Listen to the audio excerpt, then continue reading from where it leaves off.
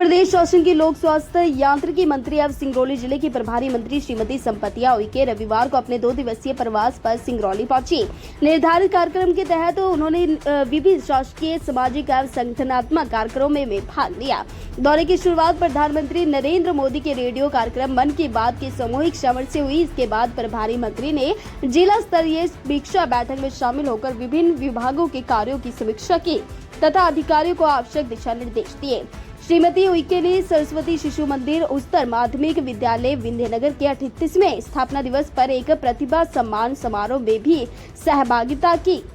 सिंगरौली से विजेश कुमार की खास रिपोर्ट। जिस तरीके से देश के यशस्वी प्रधानमंत्री के लिए बार बार बोलते हैं और अपील भी करते हैं जनता से कि एक पेड़ माँ के नाम से आप जरूर लगाएं, तो आज ही हम लोगों ने भी वृक्षारोपण किए हैं। हमारे सभी जनप्रतिनिधिगण, हमारे संगठन के मुखिया जी, अध्यक्ष जी और हम सब लोगों ने वृक्षारोपण किए। इसके बाद हम लोगों ने न्यायालय के इस परिसर में आए हैं, यहाँ पे निर्माणाधीन बिल्डिंग है और बहुत शानदार बिल्डिंग बन रहा है। और इस पे जिस तरह से ये 70 करोड़ का सैंक्शन थी, तो जिसमें 24 करोड़ रुपया के बिल्डिंग बना हुआ है पूरी मजबूती के साथ। और लगातार हमारे अधिवक्तागण और हमारे अधिकारीगण लगातार इस पर मांग किए और जिसके चलते अभी पुनः फिर से 45 करोड़ रुपया 45 करोड़ रुपया सैंक्शन हुए हैं रिवाइज स्कीम से।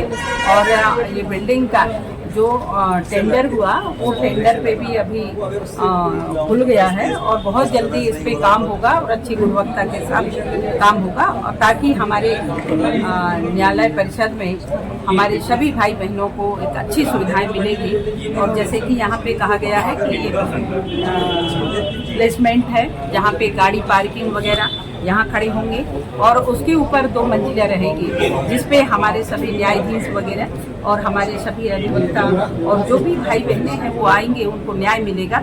ये मंदिर बन रहा है, बहुत शानदार मंदिर है। जो भी ऐसे फरियादी आएंगे, जो भी भाई बहने आएंगे, उनको सबको न्याय मिलेगा यहाँ पे।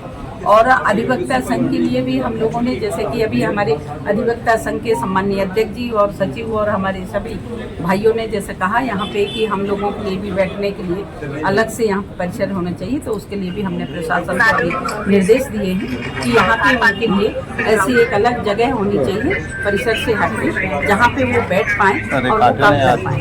काफी देर पहले बन जानी चाहिए थे, कई साल पहले, लेकिन लेट हो गया कार्य। हाँ, कोई ना कोई जब जाएंगे तब से बजट का अभाव रहा। बजट का तो नहीं कह सकते, कहीं ना कहीं कोई जो कि एक्सटेंशन का मामला था और कहीं ना कोई पेपरों में कमी रही या कहीं ना कहीं हम में कमी रही, इसके कारण से थोड़ा टाइम लगा और पर हो गया। मैं माननीय मुख्यमंत्री जी को बहुत आभार व्यक्त करती हूँ, माननीय वित्त मंत्री जी को बहुत धन्यवाद देती हूँ, पूरे सिंगरौली क्षेत्र की जनता की ओर से कि उन्होंने 45 करोड़ रुपया देकर के और ये उच्च स्तरीय ये भवन बनेगा और निश्चित ही सबको इसकी सुविधा मिलेगी।